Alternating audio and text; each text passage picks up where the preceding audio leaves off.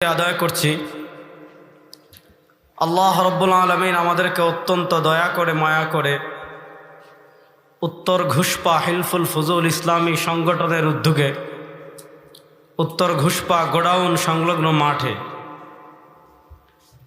আজকে ঢাকা থেকে বৃষ্টি শুরু হয়েছে। এখানে আসা পর্যন্ত বৃষ্টি ছিল, মানে পুরা রাস্তা পুরা দেশে বৃষ্টি হচ্ছে। তো এই বৃষ্টির মাঝে, এই প্রতিকূল আবহাওয়ার মাঝে আমাদের দেশে মাহফিল সাধারণত শীতকালে বেশি হয়। এখন মাশাআল্লাহ গরমকালেও ঈদের পরেও প্রায় সব এলাকায় কম বেশি মাহফিল হচ্ছে। তো এই প্রতিকূল আবহাওয়ার মাঝেও সারা দেশে যখন বৃষ্টি হচ্ছে, এর মাঝেও আল্লাহ রাব্বুল আলামিন আমাদেরকে আজকের এই ইসলামী সম্মেলনে ইশার নামাজের পর কোরআনের কথা বলার জন্য, শোনার জন্য, হাদিসের কথা বলার জন্য, শোনার জন্য আল্লাহ রাব্বুল আলামিন তার অসংখ্য অগণিত বান্দাদের থেকে যাচাই করে বাছাই করে আল্লাহ আমাদেরকে এই জান্নাতের বাগানে আসার, বসার, কথা বলার, কথা শোনার তৌফিক দান করেছেন। আমরা সবাই উচ্চস্বরে একবার কালেমাতুশ শুকর আদায় করি, আলহামদুলিল্লাহ। বড় আস্তে বললেন, সবাই একবার জুড়ে বলেন আলহামদুলিল্লাহ। মাশাআল্লাহ। আমি আপনাদের সামনে প্রথমত খুব বেশি সময় নষ্ট করব না। আমাকে আলোচনার একটি বিষয় দেওয়া হয়েছে, আমি চেষ্টা করব সেই বিষয়কে খুব সহজ করে আপনাদের সামনে উপস্থাপন করার জন্য। আল্লাহ রাব্বুল আলামিন প্রথমত আমাকে যেন ইখলাসের সাথে বিশুদ্ধ কথা বলার তৌফিক দান করেন। আর আল্লাহ রাব্বুল আলামিন আপনাদের সবাইকে যেন আলোচনার শুরু থেকে নিয়ে শেষ পর্যন্ত পুরো আলোচনা আল্লাহ যেন জানার নিয়তে, বোঝার নিয়তে আল্লাহ সবাইকে মনোযোগ সহকারে শোনার তৌফিক দান করেন। জুড়ে বলেন না আমিন। কুমিল্লার মুসলমানের বাচ্চারা, তোমরা কথা বলবা না, হ্যাঁ, চুপচাপ শুনবা, না হয় চলে যাইবা। দেখেন, ইসলাম একটি বিজিত ধর্ম। সব সময় ইসলাম কখনো পরাজিত হয় না। বলেন, ইসলাম কখনো পরাজিত হয়। আল ইসলামু ইয়ালু ওয়ালা ইউলা। ইসলাম সব সময় উপরে থাকে। ইসলামকে কেউ কখনো নিচে ফেলতে পারে না। ফুটবল চিনেননি? ফুটবল মনে হচ্ছে চিনেন না। ফুটবল চিনেননি?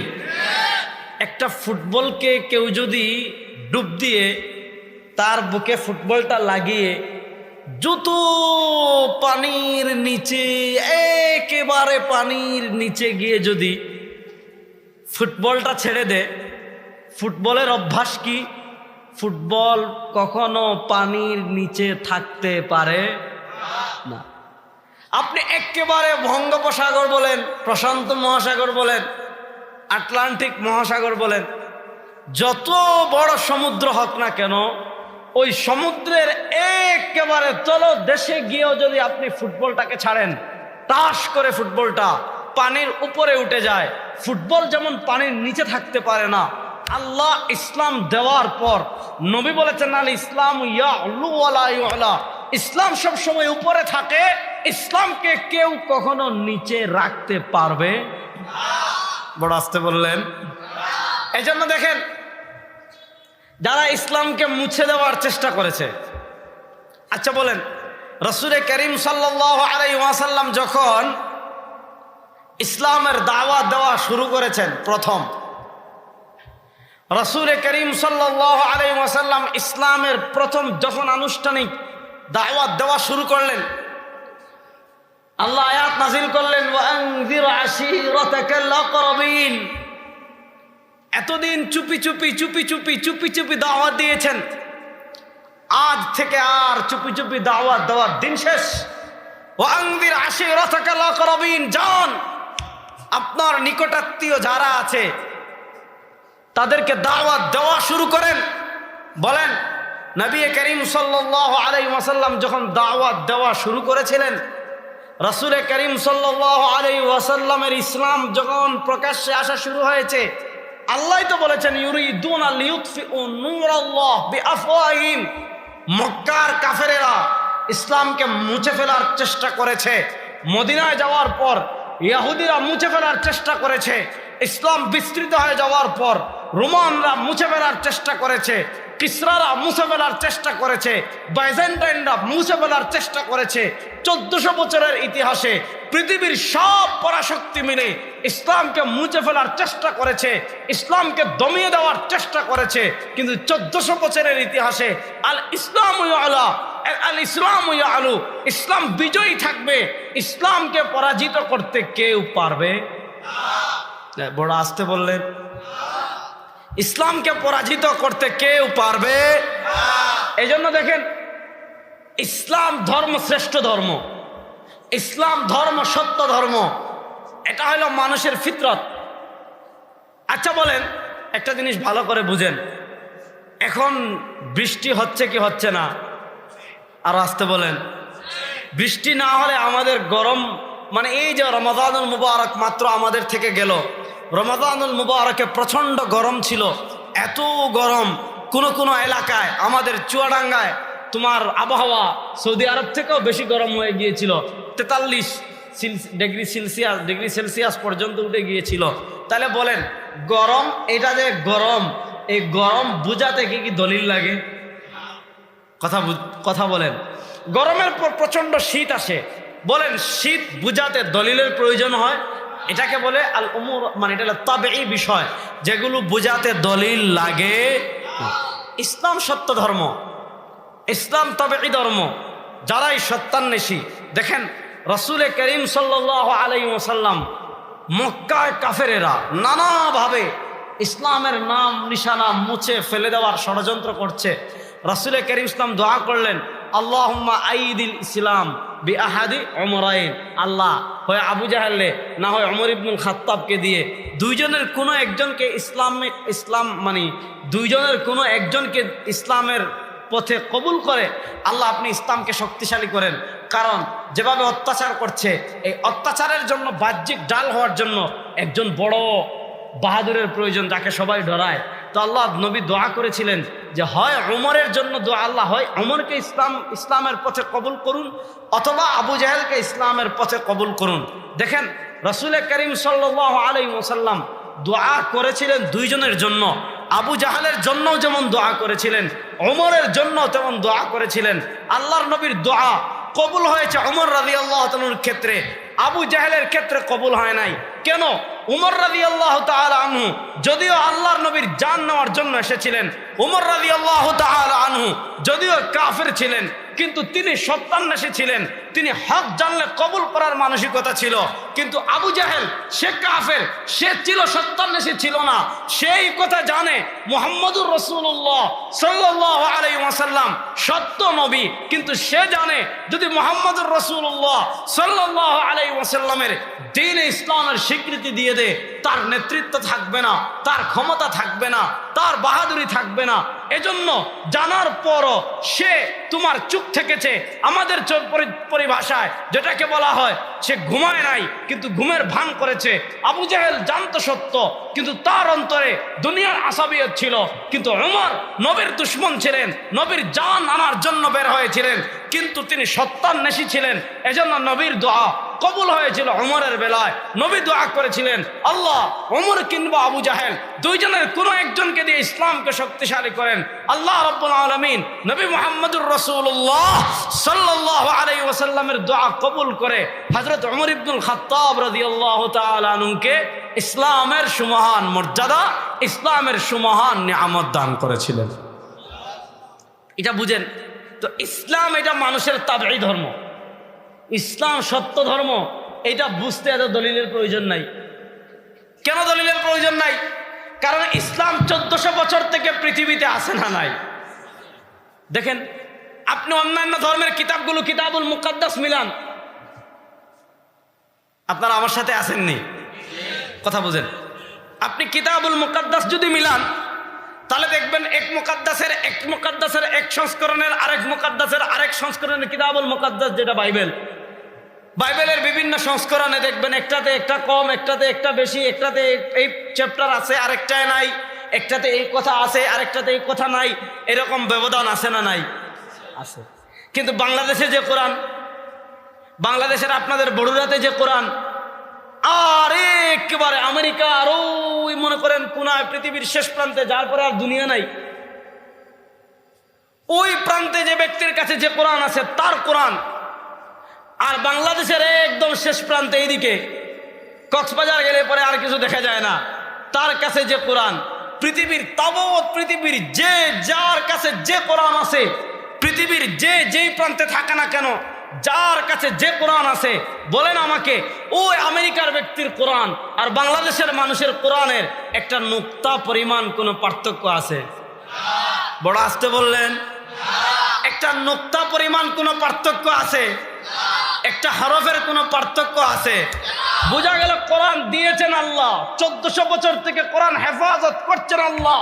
যদি আল্লাহ কোরআন হেফাজতের দায়িত্ব না নিতেন, পৃথিবীর কোন ধর্মীয় গ্রন্থের হেফাজতের দায়িত্ব আল্লাহ নেন নাই। এজন্য বাইবেল সংরক্ষিত না, ইনজিল সংরক্ষিত না, কোন আসমানি কিতাব সংরক্ষিত না।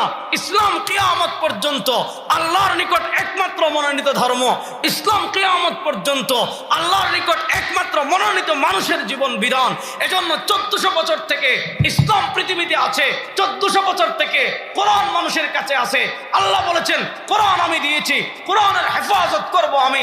আল্লাহ ঘোষণা দিয়েছেন 1400 বছর কোন কাফের, কোন মুশরিক, কোন বেঈমান কোরআন নিয়ে মানুষের অন্তরে সন্দেহ তৈরি করতে পারে নাই। কোরআনের একটা আয়াতের উপর আপত্তি করতে পারে নাই। কোরআনের একটা আয়াত নিয়ে সন্দেহ মানুষের অন্তরে তৈরি করতে পারে নাই।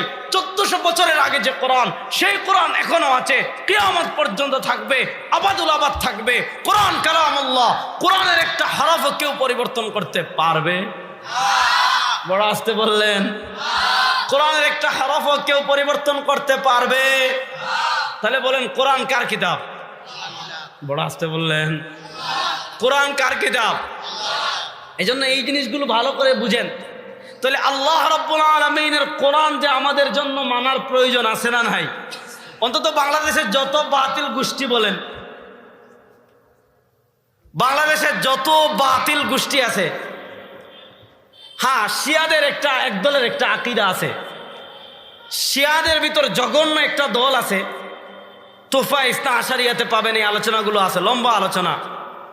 তাদের আকীদা হলো যে আমরা যে কোরআন পড়ি এই 30 পারা ঠিক আছে, এর বাহিরে আরো 3 পারা বা আরো 7 পারা এরকম কোরআন আছে, যেটা শিয়াদের আকীদা হলো 12 জন ইমাম ইসনা আশারিয়া, মানে তাদের 12 জন ইমাম আছেন, মানে তাদের 12তম ইমাম পৃথিবীর কোন গুহায় ওই কোরআনের ওই পারাগুলো নিয়ে আসেন। তারা মনে করে কিয়ামতের আগে এমন এক সময় আসবে, ওই গুহার থেকে কোরআনের বাকি ওই পারাগুলো নিয়ে তাদের ইমাম আসবেন। বড় আসতে বললেন নাউজুবিল্লাহ। বলেন কোরআন সব চলে আসতে কি আসে নাই? নতুন করে কোরআন আসার কোনো সম্ভাবনা। এজন্য শিয়ারা তাদের ইমামদের ব্যাপারে, তাদের ইমামদের ব্যাপারে তারা এমন আকীদা রাখে। শিয়াদের আকীদা হলো তাদের ইমাম চাইলে কোরআন পরিবর্তন করতে পারেন, তাদের ইমাম চাইলে কোরআনের বিধান রহিত করতে পারেন, তাদের ইমাম চাইলে কোরআনের কোনো আইন রহিত করে দিতে পারেন। এবার বলেন, যদি কেউ মনে করে কোনো মানুষ কোরআন পরিবর্তন করতে পারে, কোনো মানুষ কোরআনের কোনো বিধান রহিত করে দিতে পারে, কোরআনের কোনো বিধান পরিবর্তন করে দিতে পারে, সে মুসলমান না কাফের? আর আসতে বলেন মুসলমান না কাফের? বলেন মুসলমান না কাফের? এজন্য অধিকাংশ শিয়ারা জঘন্য কাফের। বলেন অধিকাংশ শিয়ারা জঘন্য। দেখেন খুব ভালো করে বুঝেন, আম্মাজান আয়েশা রাদিয়াল্লাহু তাআলা আনহার উপর কিছু মুনাফিকরা অপবাদ দিয়েছিল। এবার বলেন আম্মাজান আয়েশা রাদিয়াল্লাহু তাআলা আনহা যে পুত পবিত্র, এই পুত পবিত্র হওয়ার ঘোষণা পবিত্র কোরআনে আছে না নাই?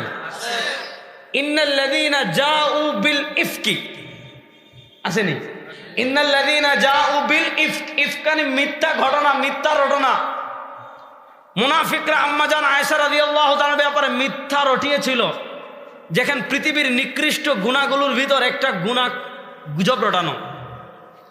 একজনের ব্যাপারে যদি আপনি ফেসবুকে গুজব রটিয়ে দেন, গুজব এটা কত মারাত্মক, মাঝে মধ্যে বাংলাদেশে কিছুদিন পরে পরে এক একটা গুজব রটায় না, রটায়। দেখছেন না, কিছুদিন আগে রমাদানুল মুবারক গিয়েছে, রমাদানুল মুবারকের 15 রমাদান সম্ভবত শুক্রবার ছিল, কথা বুঝেন, 15 রমাদান ছিল শুক্রবার। এই 15 রমাদান আসার আগে এই 3-4 দিন অন্তত মনে করেন আমার কাছে কমসে কম 5-6টা ফোন আসছে। মানে আমি বিরক্ত হয়ে গেছি। সর্বশেষ আমার আপন বড় বোন আমারে ফোন দিছে, আমার আপন বোন আমাকে ফোন দিছে, দেখি বলে কিরে এগুলা কি শুনতেছি। অনেকে বলতেছে এই আগামীকাল বিশাল একটা বিকট আওয়াজ হবে, তোমার এতজন মানুষ বধির হয়ে যাবে, পৃথিবী ধ্বংস হয়ে যাবে, আসমান উল্টে যাবে। দেখেন, আমরা জানি যে শুক্রবারে আসমান ধ্বংস হওয়ার কোনো সম্ভাবনা ছিল না, মানে যে শুক্রবার 15 রমাদান। কারণ ভালো করে বুঝেন, রসুলে করিম সাল্লাল্লাহু আলাইহি ওয়াসাল্লাম বলেছেন, যতদিন পর্যন্ত পৃথিবীতে একজন মানুষ আল্লাহ আল্লাহ বলবে ততদিন পর্যন্ত লাং তাকুমা সাআ, পৃথিবীতে কিয়ামত হতেই পারে না, পৃথিবীতে কিয়ামত হতেই পারে না। তাহলে বলেন, আপনাদের বললে আল্লাহর নাম জিকির করে, আল্লাহর নাম নেই এমন মানুষ নাই? একজন না হাজার হাজার। তাহলে পৃথিবী ধ্বংস আর আপাতত কোনো সম্ভাবনা নাই। এই যে একটা বিশাল গুজব ছড়িয়ে গেছে, আর এই গুজবের পিছনে সবচেয়ে দায়ী হলো আমাদের ইউটিউবার ভাইয়েরা। কেন দায়ী জানেন? মনে করেন এক আলেম আছেন, স্বাভাবিকভাবে তিনি একটা হাদিস পড়েছেন, মনে করেন ইমাম মারওয়াজি রাহিমাহুল্লাহর কিতাবুল ফিতানে হাদিসটা আসছে, তিনি পড়েছেন, হয়তো কোনো কারণে তাহকিক করতে পারেন নাই, উচিত ছিল তাহকিক করে বলে ফেলেছেন। এখন তো ইউটিউবাররা দেখছে রে, হে শুক্রবারে মিলে গেছে, এখন শিরোনাম দিয়েছে, এমন ভয়ঙ্কর শিরোনাম দিয়েছে, সাবধান 15 রমাদান পৃথিবী ধ্বংস হয়ে যাচ্ছে। মানে তার এখানে লাভটা কি? তার একমাত্র লাভ কিছু টাকা। যে ফেসবুকে যদি ভিউ বেশি হয়, ইউটিউবে যদি ভিউ বেশি হয়, তাহলে যত ভিউ বেশি হবে এর তত বেশি দেখাবে, এর যত বেশি দেখাবে টাকাটা তত বেশি হবে। বাস একটা গুজব ছড়াই দিছে। সাধারণ মানুষের মধ্যে স্বাভাবিকভাবে যদি একটা গুজব ছড়াই দেন, যখন করোনা আসছিল গুজব একটা ছড়াইছিল যে চরমনার পিসাব স্বপ্নে দেখছেন কেউ যদি থানকুনির পাতা খায় তার করোনা হবে না। বাংলাদেশের মানুষ এক রাতে মানে কি যে অবস্থা করছিল আপনি চিন্তা করতে পারবেন না। এজন্য গুজব ছড়ানোর ব্যাপারে সতর্ক থাকতে হবে। এজন্য কোনো সংবাদ আসলেই, আপনার কাছে একটা সংবাদ আপনি আসছেন অথবা দেখছেন, দেখেই লিখে দিবেন না, দেখেই বলবেন না। ফাতাবায়ানু আন তুসিবু কওমান বিজাহালাতিন ফাতুসবিহু আলা মা ফাআলতুম নাদিমিন। একটা খবর আপনি পেয়েছেন যে এটা হয়েছে, এটা হয়ে যাবে, তাহকিক করেন। মানুষের কাছে প্রচার করার আগে তাহকিক করেন, কারণ তাহকিক না করে বললে মানুষের কাছে ফাতুসবিহু আলা মা ফাআলতুম নাদিমিন, দেখা যাচ্ছে আপনার কৃতকর্মের কারণে লজ্জিত হতে হবে। এজন্য বলছিলাম গুজব ছড়ানো কখনো যাবে, গুজব কখনো ছড়ানো যাবে। তো আমি যেটা গুজবের কথা আসলো হিসাবে বললাম যে এই যে এইভাবে এক এক সময় এক এক ধরনের কি ছড়ায়, গুজব ছড়ায়। আর এই গুজবের কবলে পড়ে মানুষ কত কাছ থেকে কি হয়ে যায়, দূর হয়ে যায়। আল্লাহ আমাদের সবাইকে গুজব ছড়ানো থেকে বেঁচে থাকার তৌফিক দান করুন, সবাই বলে না আমিন। মূল বিষয় আসেন। তো আমি বলেছি পূর্ববর্তী সব আসমানি কিতাব পরিবর্তন হয়ে গিয়েছে। কিতাবুল মুকাদ্দাসের অনেকগুলো নুসখা আমার কাছে আছে, বাইবেলের কিতাবুল মুকাদ্দাসে অনেকগুলো নুসখা আমি সংগ্রহ করেছি। দেখা যায় এক নুসখার সাথে আরেক নুসখার মিল নাই, এক নুসখার এই চ্যাপ্টারের সাথে আরেক নুসখার ওই চ্যাপ্টারের মিল নাই। আমাদের উস্তাদ শেখ আব্দুল মতিন হাফিজাহুল্লাহ, অনেক বড় আলেম, তার একটা বই আছে দলিল সহ নামাজের মাসাইল। আজকে যারা নামাজের মাসালা নিয়ে অনেকে ইখতিলাফ ছড়ায় না, বলে যে আমাদের নামাজ হচ্ছে না, যারা এগুলো ছড়ায়, আপনারা কি করবেন? এই বইটা পড়বেন, সাধারণ মানুষ সবাই পড়বেন, সবাই এই বইটা পড়বেন, দলিল সহ নামাজের মাসাইল। আর যারা তুলনামূলক ধর্মতত্ত্ব নিয়ে পড়েন, ওনার লেখা আরেকটা বই আছে খ্রিস্টবাদ বিকৃতি ও প্রমাণ, আরেকটা আছে বাইবেল বিকৃতি ও প্রমাণ। বাইবেল বিকৃতি ও প্রমাণ এটা মাকতাবাতুল আজহার থেকে প্রকাশিত হয়েছে। আমরা যখন তিরমিজি পড়ি হুজুরের কাছে, আব্দুল মতিন সাহেব হুজুরের কাছে যখন আমরা তিরমিজি শরীফ আউয়াল পড়ি জামিয়া ইকরায়, তখন আমাদের দর্শে হুজুর বাইবেল বিকৃতি প্রমাণ এই বই লেখার পুরো ইতিহাস, আমেরিকা থেকে ডলার দিয়ে কিভাবে তিনি বাইবেলের পুরাতন নস্খাগুলো সংগ্রহ করেছিলেন। হুজুর বলেছিলেন আমাদেরকে, তখন কিতাব লিখেছিলেন বাইবেল বিকৃতি ও প্রমাণ, যে বাইবেল এটা আর এখন আসমানি কিতাব নাই, বরং খ্রিস্টানরাই তাদের প্রয়োজন এটাকে কি করে ফেলেছে, বিকৃত করে ফেলেছে। দেখেন বাইবেল বিকৃত, আর তাওরাত বিকৃত, যত আসমানি কিতাব সব বিকৃত।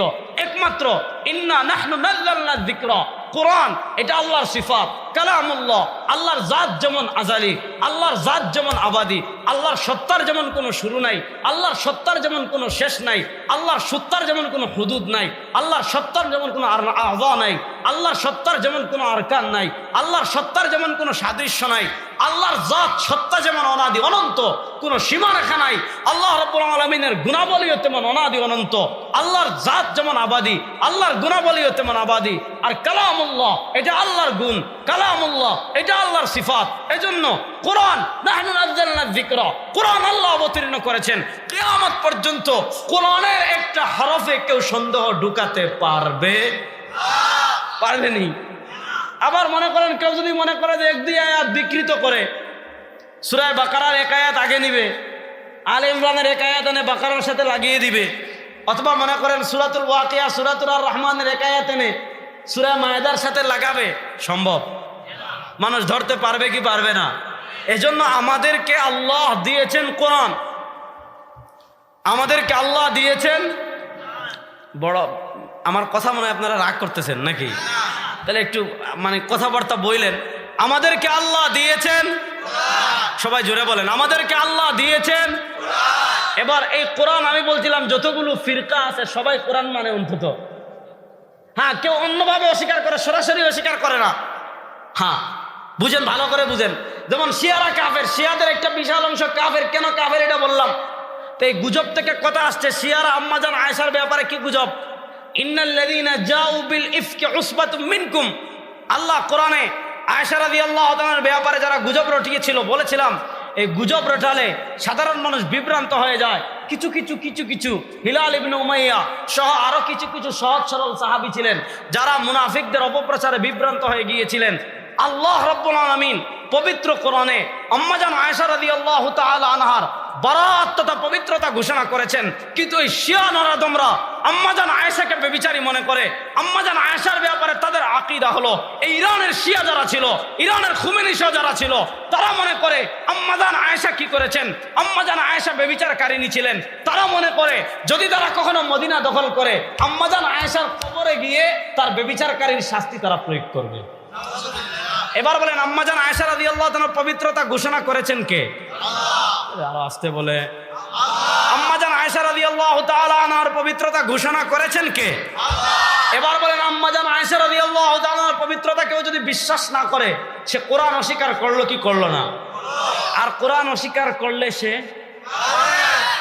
বড় কাফের।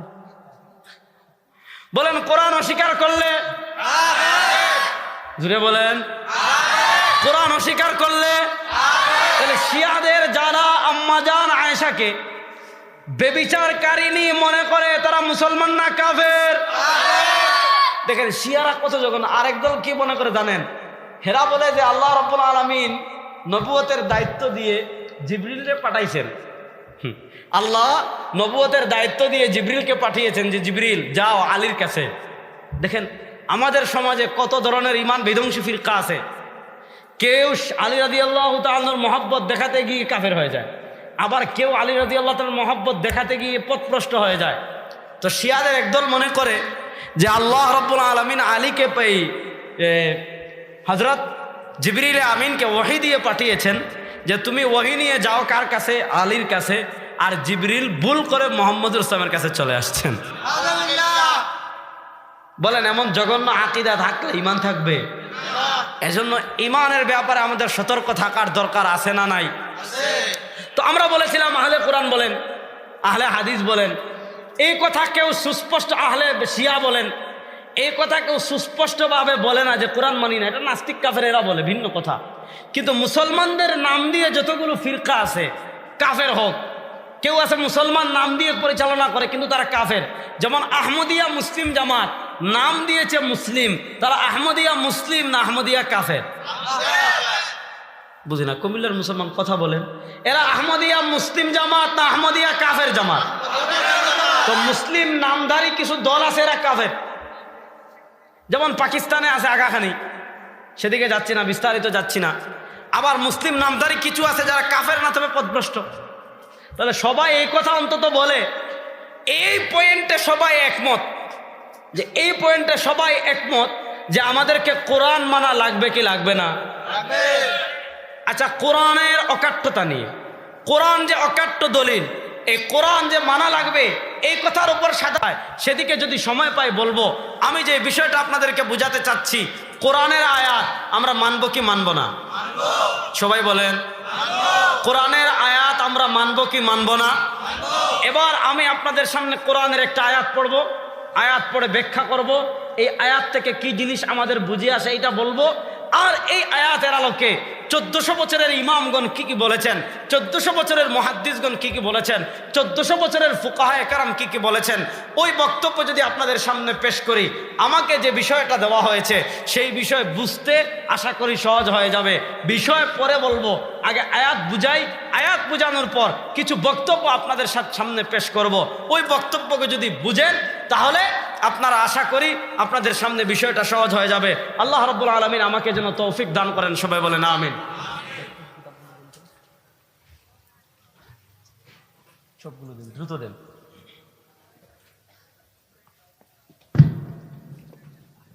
না না লাগবে না। আরে ভাই কি করেন, যুবক মানুষ, একটা একটা বের করেন।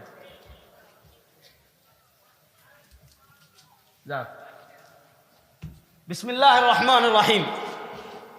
প্রথম আমরা যাব, এটা হলো আহকামুল কোরআন। আপনারা বিরক্ত হচ্ছেন না তো? তাহলে একটু আগায় বসেন, যারা পরে আসছে তারা পিছনে বসবে। এই মূল আলোচনায় আসলাম, এখন থেকে খুব মনোযোগ দিয়ে শুনতে হবে, নাহলে বুঝবেন না কিছুই। দেখেন, এটা হলো আহকামুল কোরআন এ বই। আবার দেখেন না, এটা বলবে যে আপনি হুজুর কোরআনে এই যে তাফসিরের চুমা খেয়েছেন, এটাও একটা বেদাত। বুঝেন না? যাক, কত ধরনের সমস্যা। দেখেন, এটা হলো আহকামুল কোরআন। এটা লিখেছেন ইমাম আবু বকর জাসসাস রাহিমাহুল্লাহ। তিনি ইন্তেকাল করেছেন কারো মতে 370 হিজরি, আর কারো মতে 371 হিজরি, মানে আজ থেকে প্রায় 1100 বছর আগের মানুষ। দেখেন, এই আয়াতে যাওয়ার আগে তাফসীরের একটা মূলনীতি বুঝতে হবে। দেখেন, কোরআনের কোনো আয়াত বিশেষ প্রেক্ষাপটে অবতীর্ণ হতে পারে, অর্থাৎ একটা বিশেষ ঘটনাকে সামনে রেখে কোরআনের একটা আয়াত অবতীর্ণ হয়েছে। কোরআনের ক্ষেত্রে মূলনীতি হলো আল ইবরা বিল উমুম লা বিল খুসুস। কোরআনের প্রেক্ষাপটটা খাস হয়। যেমন আমানতের এক বিশেষ প্রেক্ষাপটে আল্লাহ আয়াত নাজিল করেছেন, ইন্নাল্লাহা ইয়া'মুরুকুম আন তুআদ্দুল আমানাত ইলা আহলিহা। এই হুকুম কিয়ামত পর্যন্ত, আমানত ঠিকমতো আদায় করা, এই বিধান কিয়ামত পর্যন্ত সবার জন্য সমানভাবে প্রযোজ্য কি প্রযোজ্য না? তো কোরআনের বিধান হয় ব্যাপক, প্রেক্ষাপট আয়াত অবতীর্ণ হওয়ার প্রেক্ষাপট খাস হতে পারে, কিন্তু কোরআনের বিধান হয় ব্যাপক। একটা আয়াত শুনেন, আল্লাহ রাব্বুল আলামিন কোরআনুল কারীমের, আল্লাহ রাব্বুল আলামিন সূরাতুন নিসা, আমি আয়াতগুলো আগে পড়ে শোনাই, তারপরে আমি ব্যাখ্যা করব।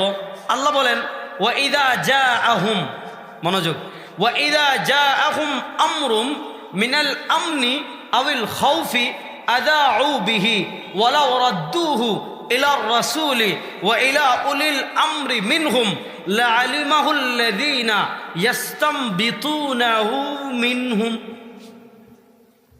আগে আয়াতের সহজ অনুবাদ বুঝেন, সহজ অনুবাদ বুঝলে তারপর আমরা তাফসীরের দিকে যাব ইনশাআল্লাহ। আল্লাহ বলেন, ওয়া ইযা জাআহুম, যখন তাদের কাছে আসে, আমরুন এমন কোন বিষয়, মিনাল আমনি নিরাপত্তার, আবিল খাউফি অথবা ভয়ের, ভয় সংক্রান্ত কোনো বিষয় আসতে পারে। বাবারে বাবা, ভারত বলছে এটা না করলে উড়াই দিব, অথবা অমুক এই এলাকায় একটা দ্বন্দ্ব হয়েছে, একটা ভয়ের একটা বিষয় আসছে, অথবা আমার নিরাপত্তার কোনো বিষয় আসছে।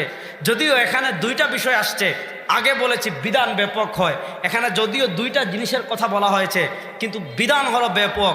অর্থাৎ এমন নতুন কোনো বিষয় আসছে সাধারণ মানুষের কাছে, তো নতুন বিষয় যদি সাধারণ মানুষের কাছে আসে, তাহলে সাধারণ মানুষ এটার সমাধানের জন্য কি করবে? সাধারণ মানুষের কাছে এই নতুন বিষয়ের সমাধান জানার প্রয়োজন আছে না নাই? সাধারণ মানুষের তার জানার দরকার নাই, আমার ইসলাম নিয়ে মাথা ঘামানোর দরকার নাই, আমার ইসলাম অনুযায়ী আমল করারও দরকার নাই।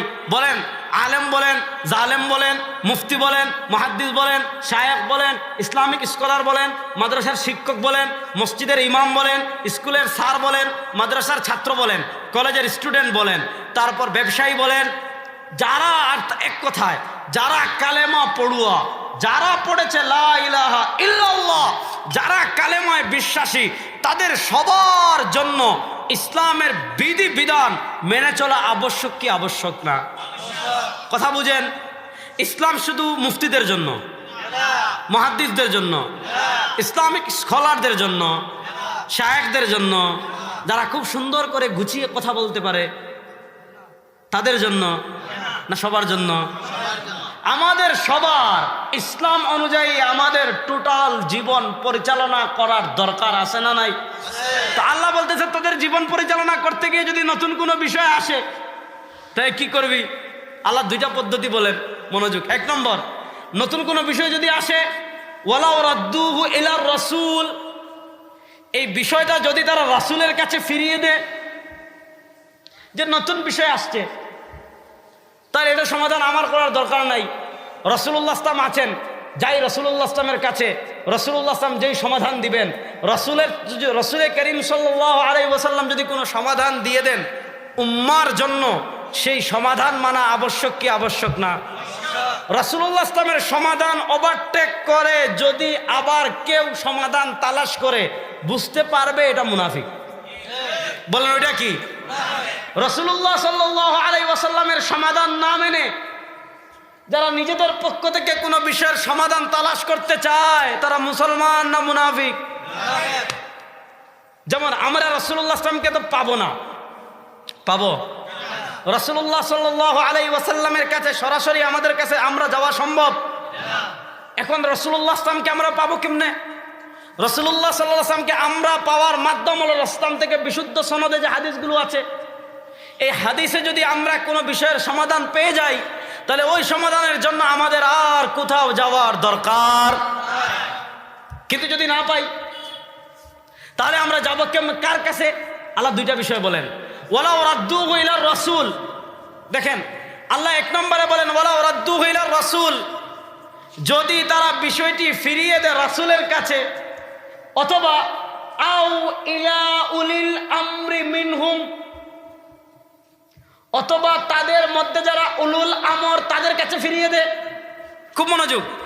আল্লাহ এক নম্বরে বলেন ফিরিয়ে দিবে রাসূলের কাছে, দুই নম্বরে বলেন ফিরিয়ে দিবে অথবা উলিল আমরের কাছে। উলুল আমরের কাছে ফিরিয়ে দিলে কি হবে?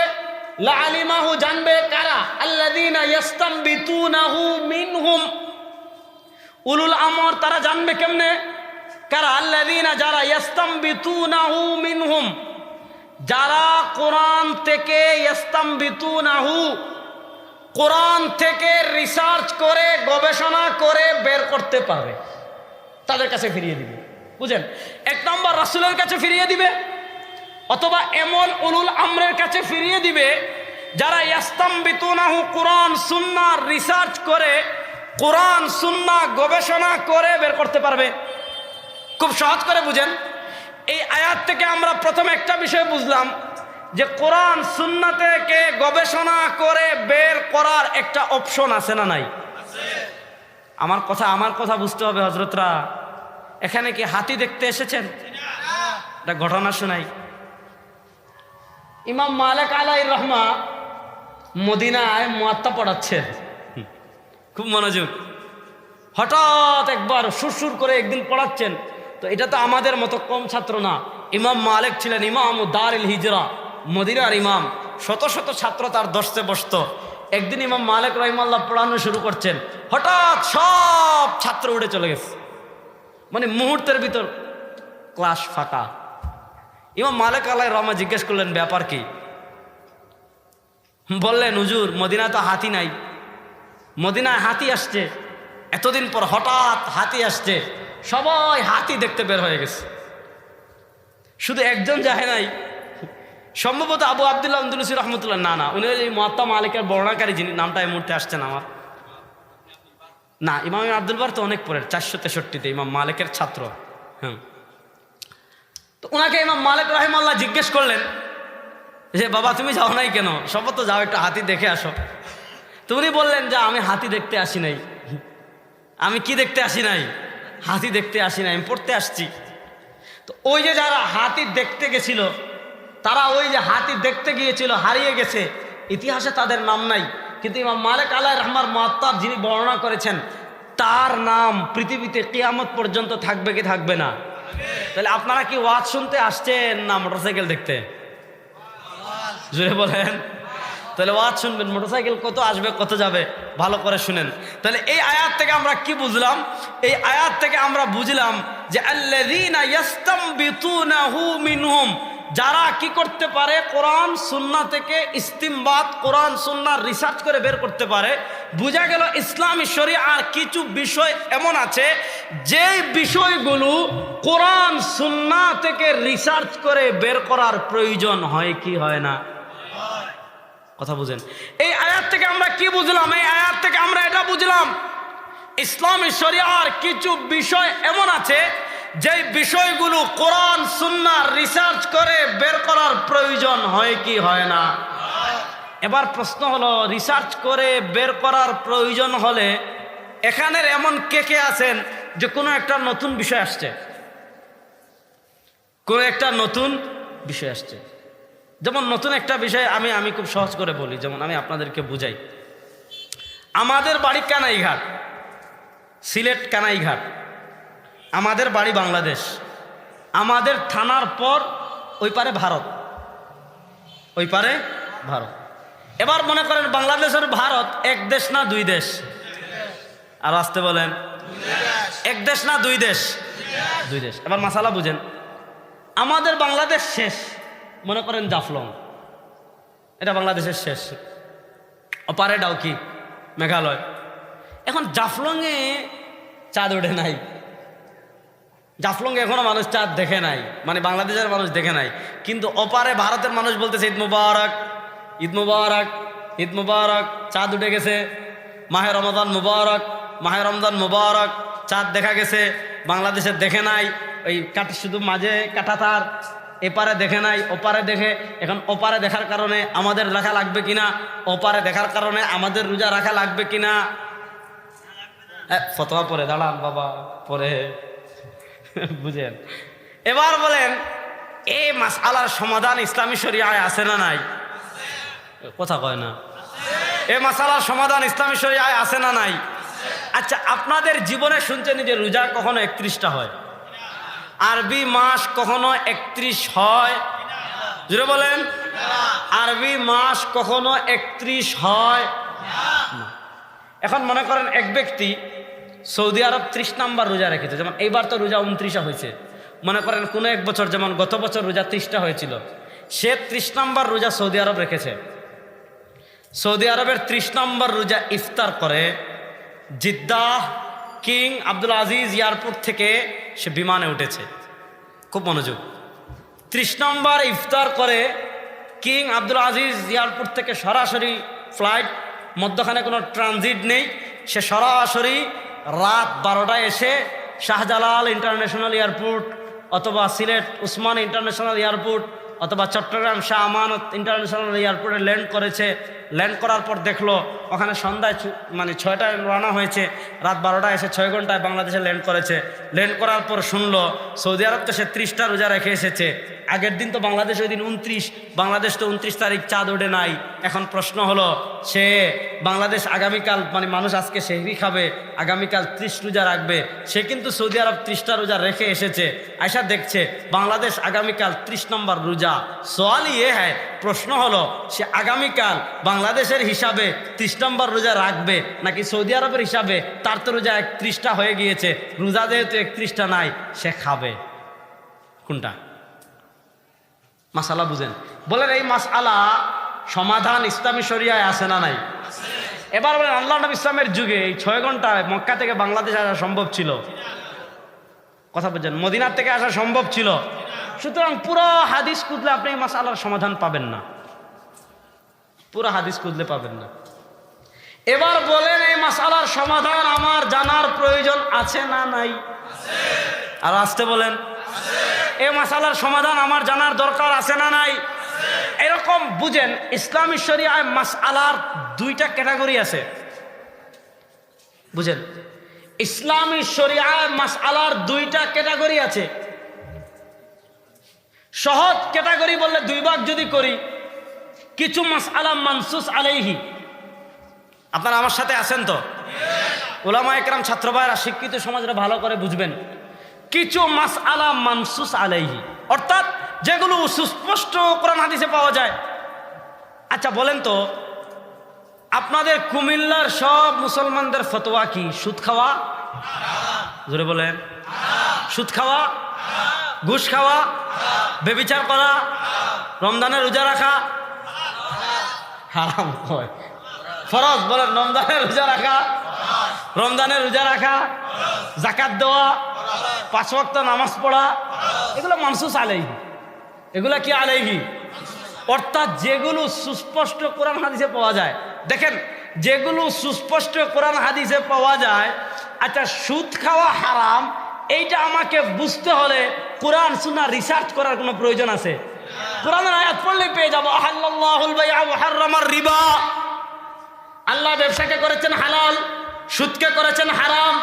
সুদ খাওয়া হারাম, এটা বুঝতে হলে 20-25টা তাফসীরের কিতাব সামনে রেখে, 40টা হাদিসের কিতাব সামনে রেখে, উসুলুত তাফসীর সামনে রেখে, উসুলুল ইস্তিমবাত সামনে রেখে, উসুলুল ফিকহ সামনে রেখে দীর্ঘদিন গবেষণা করার কোনো প্রয়োজন নাই। ব্যভিচার করা হারাম, ব্যভিচার করা, আচ্ছা বলেন ব্যভিচার করা হারাম, এটা আমাকে বুঝতে হলে দীর্ঘ 1 মাস কোরআন সুন্নাহ গবেষণা করতে হবে। ব্যভিচার করা হারাম, এটা কোরআনে পেয়ে যাব। ব্যভিচার করা তো দূরের কথা, আল্লাহ বলেন ওয়ালা তাকরাবুজ জিনা। ব্যভিচার করা তো দূরের কথা, ব্যভিচারের ধারে কাছেও যাওয়া যাবে না। তাহলে বোঝা গেল কিছু বিষয় এমন আছে যে বিষয়গুলোর সমাধান মানসুস আলাইহি, যে বিষয়গুলোর সমাধান জানতে হলে আমার গবেষণা ইস্তেমবাদ করার কোনো প্রয়োজন নাই। আবার কিছু বিষয় এমন আছে যে বিষয়গুলোর সমাধান জানার জন্য দীর্ঘদিন বছরের পর বছর গবেষণা করার প্রয়োজন হয় কি হয় না? যেমন আমরা জানি সুদ হারাম, কথা বুঝেন, আমরা জানি সুদ হারাম, কিন্তু এখন আমি একটা মাসালা বলি। ব্যাংকে আপনি টাকা রেখেছেন ডিপোজিট করে, আপনার কাছে প্রচুর অলস টাকা আছে, প্রচুর অলস টাকা আছে, মানে আপনার এই টাকাটা খরচ হয় না, অলস টাকা আপনার হাতে থাকে। তো অলস টাকা থাকলে মানুষ কি করে?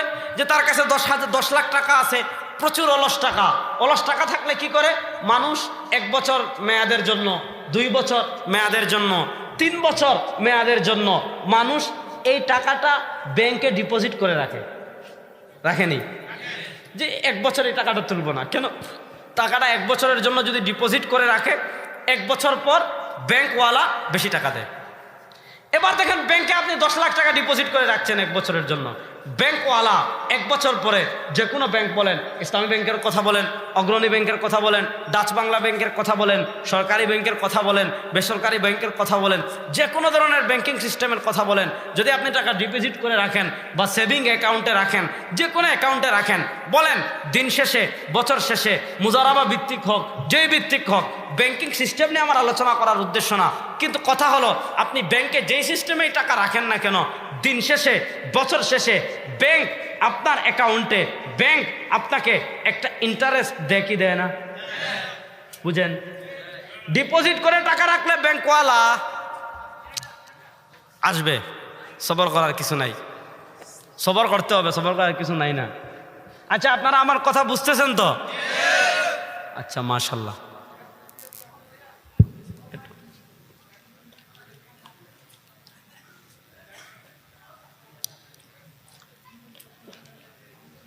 এখন প্রশ্ন, এই যে ব্যাংকওয়ালা আমাকে ডিপোজিট করে টাকা রাখার কারণে যে ইন্টারেস্টটা দিল, এটা সুদ কি সুদ না? আচ্ছা পরে সমাধান, পরে সুদ তো অবশ্যই, কিন্তু বলেন এই যে টাকা ডিপোজিট করে রাখলে সুদ হবে, এটা কোরআনের কোন আয়াতে আল্লাহ সুস্পষ্ট বলে দিয়েছেন? আল্লাহ বলেছেন হারামার রিবা, সুদ হারাম। আর নবী মূলনীতি দিয়েছে ইন আল হিনতাতু বিল হিনতা والشعير بالشعير والتمر بالتمر والذهب بالذهب والفضة بالفضة مثلا بمثل يدا بيد والفضل ربا। আল্লাহ বলেছেন সুদ হারাম, নবী বলেছেন এইভাবে এইভাবে করলে সুদ হয়। এখন ব্যাংকে টাকা ডিপোজিট করে রাখলে ব্যাংকওয়ালা আমাকে যে ইন্টারেস্ট দেয় এইটা সুদ হবে কিনা, সেভিং অ্যাকাউন্টে টাকা রাখলে ব্যাংকওয়ালা বছর শেষে আমাকে যে ইন্টারেস্ট দেয় এটা সুদ হবে কিনা? হ্যাঁ, অবশ্যই সুদ। বাংলাদেশের যে কোনো ব্যাংক, ইসলামী ব্যাংক হোক অন ইসলামী ব্যাংক হোক, সব ব্যাংকের ইন্টারেস্ট সুদ মুক্ত না। এজন্য ফুকাহায়ে কেরামের ফতোয়া হলো কোনো ব্যাংকের ইন্টারেস্ট খাওয়া হালাল না, ওটা সওয়াবের নিয়ত ছাড়া সদকা করে দিতে হবে।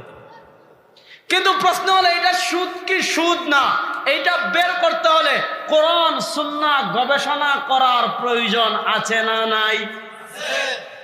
এটা আপনি কোরআন সুন্নাহ সরাসরি পাবেন না যে আল্লাহ কোথাও নবী আল্লাহ রাব্বুল আলামিন পবিত্র কোরআনের কোন জায়গায় অথবা রাসূলুল্লাহ সাল্লাল্লাহু আলাইহি ওয়াসাল্লাম হাদিস শরীফের কোন জায়গায় সুস্পষ্টভাবে বলে দিয়েছেন ডিপোজিটের মাসআলা, আধুনিক অর্থনীতির মাসআলা। না বলেন নাই ডিপোজিট করতে পারবো কিনা, ডিপোজিট করলে টাকা ইন্টারেস্ট নিতে পারবো কিনা, ব্যাংকিং সিস্টেমে যে লেনদেনগুলো করি যে ইন্টারেস্টটা আসে ওই ইন্টারেস্টটা আমি খেতে পারবো কি পারবো না, সরাসরি পাবো না, এটা রিসার্চ করে বের করতে হবে। এবার বলেন আমি আপনি যারা আমরা এখানে আছি এভাবে নতুন নতুন যত বিষয় আমাদের সামনে আসবে। এই যে বলেছিলাম মাসআলার ক্যাটাগরি দুই ধরনের, একটা মানসুস আলাইহি সরাসরি কোরআন হাদিসে পাওয়া যায়, যেটা সরাসরি কোরআন হাদিসে পাওয়া যায় ওইটার সমাধানের জন্য তৃতীয় আর কারো আমাদের কাছে যাওয়ার প্রয়োজন নাই। কিন্তু যেটা হলো হাওয়াদিস, যেই মাসআলার সমাধান সুস্পষ্টভাবে কোরআনে পাওয়া যায় না, যেই মাসআলার সমাধান সুস্পষ্টভাবে হাদিসে পাওয়া যায় না, প্রশ্ন হলো যেই মাসআলার সমাধান সুস্পষ্টভাবে কোরআনে পাওয়া যায় না, সুস্পষ্টভাবে হাদিসে পাওয়া যায় না, ওই মাসআলার সমাধান আমি নিব কার থেকে? দুই পদ্ধতি। একটা হলো আপনি নিজে কোরআন সুন্নাহ রিসার্চ করে বের করতে পারেন, আপনি নিজে কোরআন সুন্নাহ ইস্তেমবাত করে বের করতে পারেন। কোরআন সুন্নাহর এত গভীর জ্ঞান আপনি রাখেন, কোরআন সুন্নাহ সম্পর্কে আপনার এত বিস্তৃত জানা আছে যে আপনি সাধারণ কোনো আলেম না, আপনি মুজতাহিদ হয়ে গিয়েছেন, আপনি ইমাম হয়ে গিয়েছেন, আপনি ফকিহ হয়ে গিয়েছেন। যদি কোরআন সুন্নাহ সম্পর্কে আপনার এত বিস্তৃত জানা থাকে আপনি নিজে বের করতে পারবেন, আপনার কারো কাছে যাওয়া লাগবে না, আপনি নিজে কোরআন সুন্নাহ রিসার্চ করে সব বের করে ফেলবেন, বের করে আমল করবেন। কিন্তু প্রশ্ন হলো বলেন আমরা এখানে যে এত মুসলমান উপস্থিত হয়েছি, বলেন আমার ব্যক্তি জীবনে কোনো সমস্যা আসলে, আমার পারিবারিক জীবনে কোনো সমস্যা আসলে, আমার ব্যবসায়িক জীবনে কোনো সমস্যা আসলে, আমার দাম্পত্য জীবনে কোনো সমস্যা আসলে, আমার অর্থনৈতিক জীবনে কোনো সমস্যা আসলে, এক কথায় আমি প্রাপ্তবয়স্ক হওয়ার পর থেকে নিয়ে আমি মৃত্যুবরণ করার আগ পর্যন্ত আমার টোটাল জীবনে যত সমস্যা আসবে, আমার টোটাল জীবনে যত মাসআলা আসবে, আমার টোটাল জীবনে যত বিষয় আসবে, সব আমি নিজে নিজে কোরআন সুন্নাহ রিসার্চ করে বের করতে পারবো। এরকম কে কে আছেন? হাত তুলেন। আসেননি কেউ?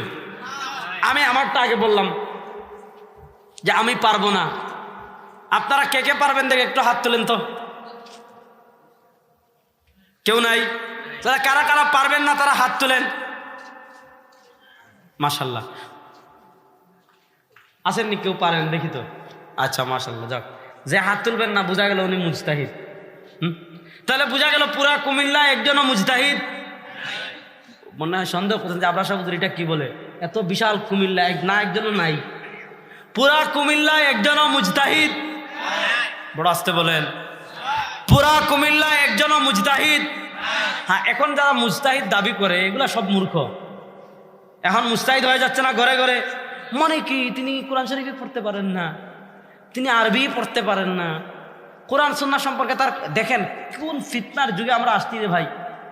আচ্ছা বলেন, আচ্ছা আমি আপনাদেরকে বলি, একটা মাসআলা কোরআন সুন্নাহ রিসার্চ করে বের করতে হলে আরবি জানার প্রয়োজন আছে না নাই?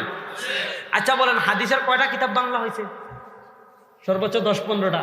মুসনাদে আহমদে হাদিস আছে 40,000, এটা 52 খণ্ডের কিতাব, বাংলা নাই। ইমাম আবু বকর ইবনে আবি সাহেবার মুসান্নাফ ইবনে আবি সাহেবা 30,000-এর বেশি হাদিস, বাংলা নাই।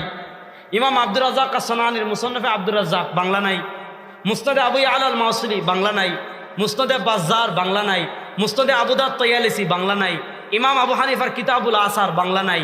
ইমাম আবু ইউসুফের কিতাবুল খারাজ বাংলা নাই, ইমাম মুহাম্মদের কিতাবুল হুজ্জা আলা আহলিল মদিনা বাংলা নাই, ইমাম আবু জাফর তাহাবি রাহিমাহুল্লাহর শরহ মুশকিল আসার বাংলা নাই, ইমাম বাইহাকির সুনানুল কুবরা বাংলা নাই, ইমাম তবরানির আল মুজামুল কবির বাংলা নাই, আল মুজামুল আওসাত বাংলা নাই, আল মুজামুল সগীর বাংলা নাই, ইমাম হাইসামির মাজমুউজ জাওয়াইদ বাংলা নাই।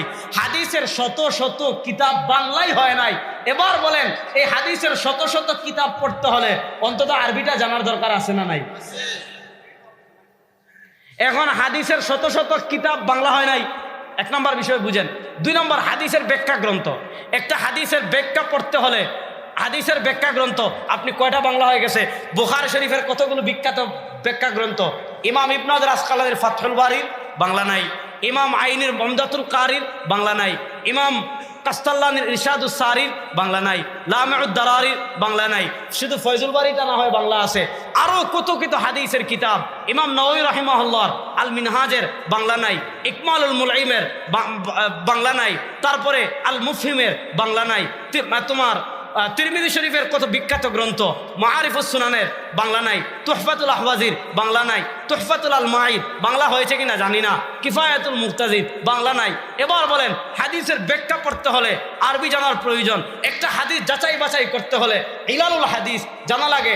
ইলালুল হাদিস, ইলালুদ দারাকুতনি আছে, ইলালু ইবনুল মাঈন আছে, ইলালু আলী ইবনুল মাদিনী আছে, ইলালুদ দারাকুতনি আছে, কিতাবুল ইলাল আছে। ইলালুল হাদিসের একটা কিতাব বাংলাও নাই।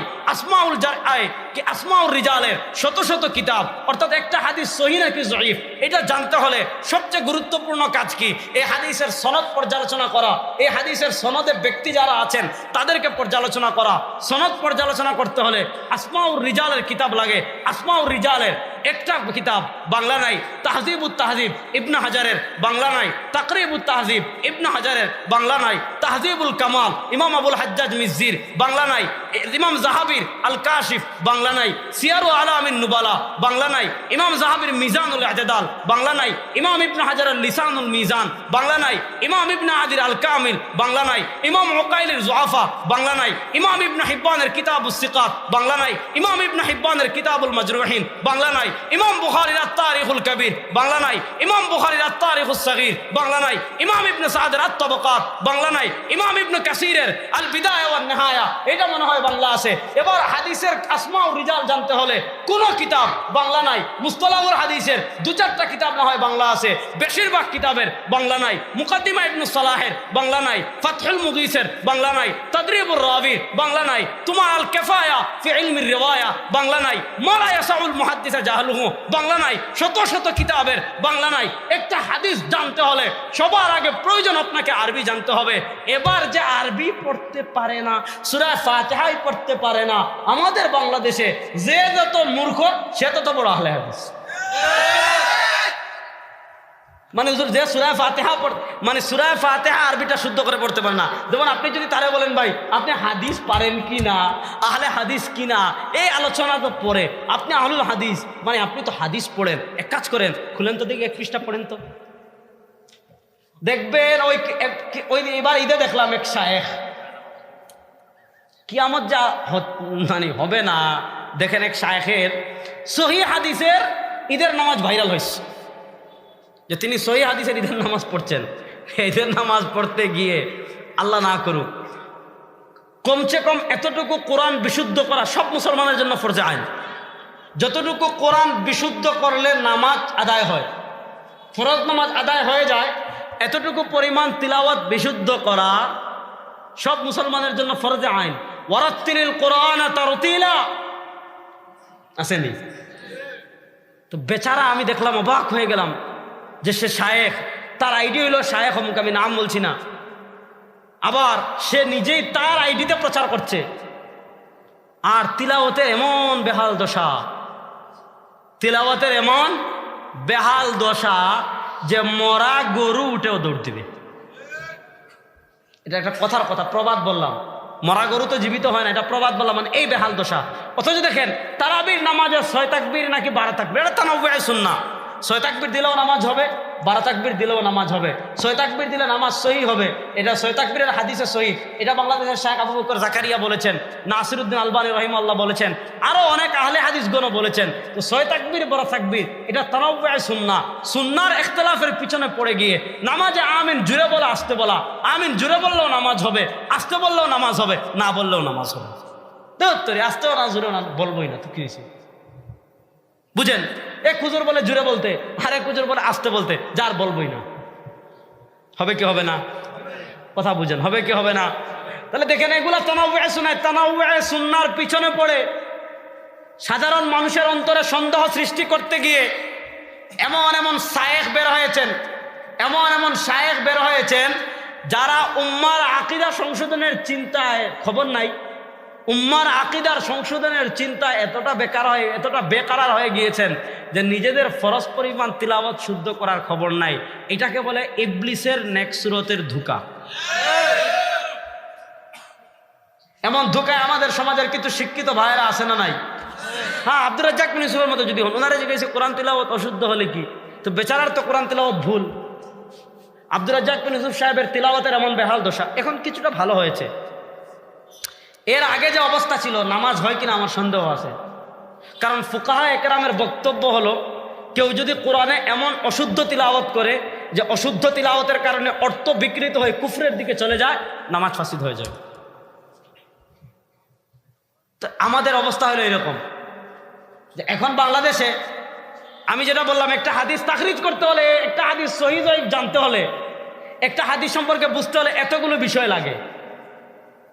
আর এখন আরবি পারে না সে শায়েখ, আরবি পারে না সে চটি মুজতাহিদ, আরবি পারে না সে বিশাল বড় শায়েখ, আরবি পারে না সে বিশাল বড় আল্লামা। এখন বাংলাদেশের শায়েখ হওয়ার মানদণ্ড কি? আপনি যাই করেন না কেন, আপনি সিডি বিক্রি করেন সমস্যা নাই, আপনি ফ্যাক্সিলুট ব্যবসা করেন সমস্যা নাই, আপনি সিএনজি চালান সমস্যা নাই। আসসালামু আলাইকুম ওয়া রাহমাতুল্লাহি ওয়া বারাকাতুহু। শায়েখ কেমন আছেন? এখন বাংলাদেশের শায়েখ হওয়ার মানদণ্ড কি?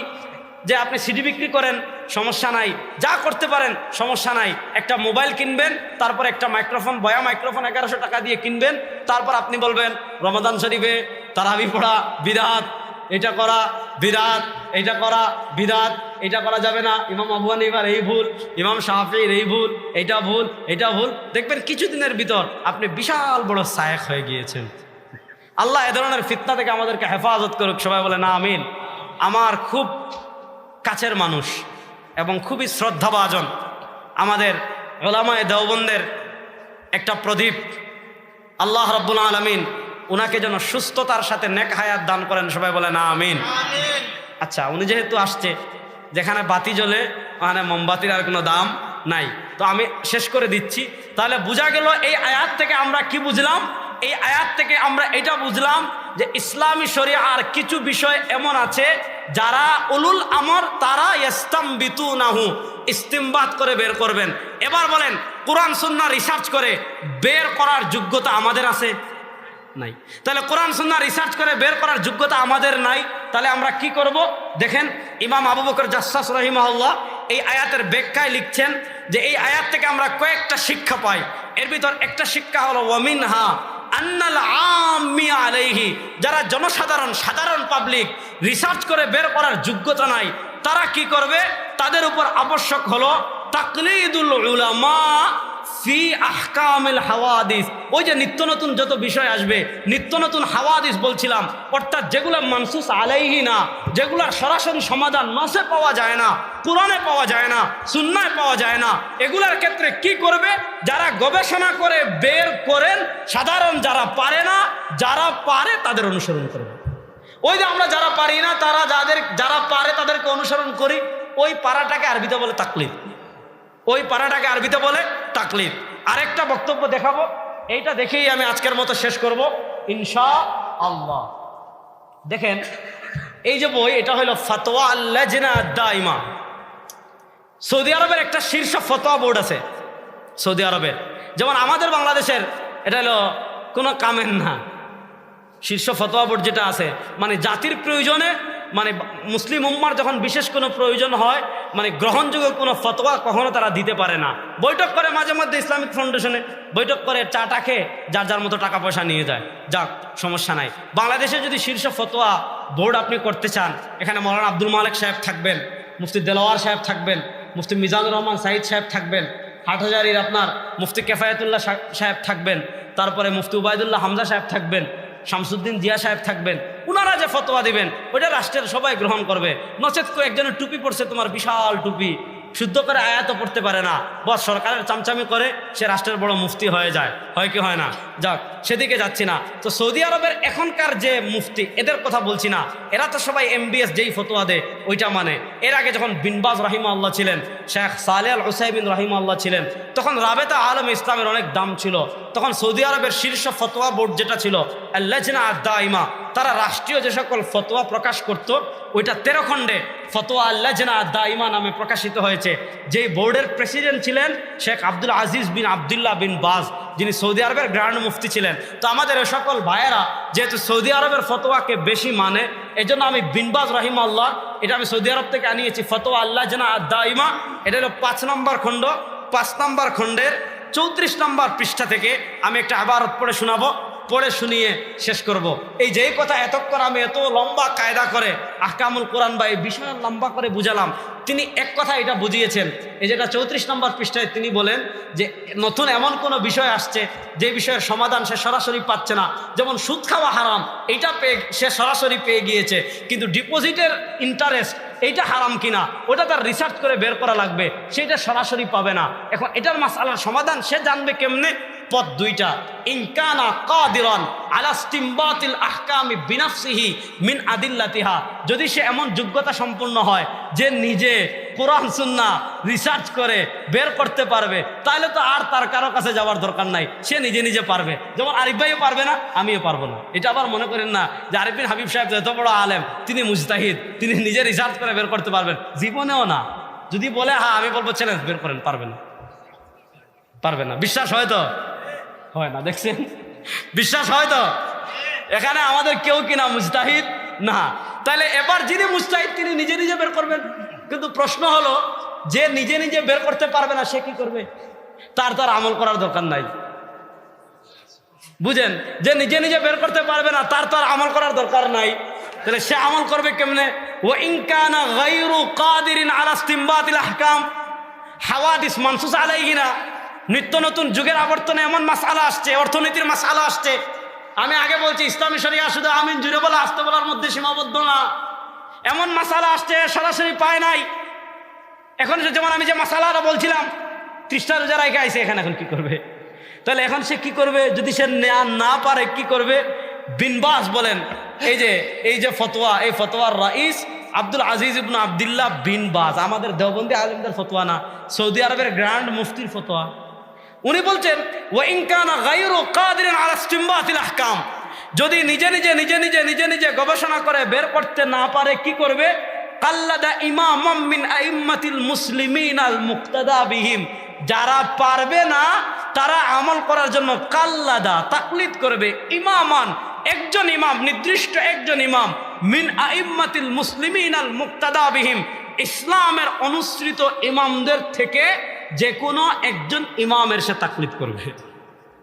এবার আমাদেরকে জাহান্নামী বলার আগে ফতোয়া দেন যে আব্দুর রাজ্জাক বিন ইউসুফ বলতেছি যে বিন বাজ কি জাহান্নামী। আমার কাছে আরো কিতাব আছে, আর আলোচনা লিকাতুল বাবিল মাফতুহা, শেখ সালেহ আল উসাইমিনের, ওখান থেকে দেখাতে পারবো আমাদের সৌদি আরবের কথিত মুজাদ্দিদ, আমরা তাকে মুজাদ্দিদ বলি না, মোহাম্মদ ইবনে আব্দুল ওয়াহাব আন-নাজদি, তার বাবা ছিলেন আব্দুল ওয়াহাব আন-নাজদি। আপনারা ফতোয়া স্বামীতে পাবেন, অনেক কড়া কড়া কথা আছে। তো সৌদি আরবের কথিত মুজাদ্দিদ যিনি মোহাম্মদ ইবনে আব্দুল ওয়াহাব আন-নাজদি, যিনি এই তাজদিদের কথা বলে, আপনারা জানেন ইসলামী খিলাফা ছিল, উসমানী খিলাফা, হ্যাঁ এগুলা কত, আজকে তো খালি সৌদি আরব দলিল, কিন্তু তুর্কি খেলাফত কেমনে পতন হইল? ফ্রান্সের থেকে, ব্রিটিশদের থেকে টাকা নিয়ে কথিত তাওহীদের কথা বলে খেলাফতের পতন কারা ঘটিয়েছিল, পিছনের ইতিহাস খুঁজেন, সেদিকে যাচ্ছি না। তো সৌদি আরবের শীর্ষ বোর্ডের ফতোয়া দেখালাম, যারা পারি না তারা আমল করার জন্য ইমাম মানার প্রয়োজন আছে না নাই? এখন এরপরেও যদি না বুঝেন কিছু করার নাই, আল্লাহ সবাইকে হেদায়েত দান করুক। যে কথাগুলো বললাম, ইন আসাবতু ফামিনাল্লাহ ওয়া ইন আখতাতু ফামিন্নি ওয়া মিনাশ শাইতান। সুবহানাকাল্লাহুম্মা আশহাদু আল্লা ইলাহা ইল্লা আনতা আস্তাগফিরুকা ওয়া আতুবু ইলাইক।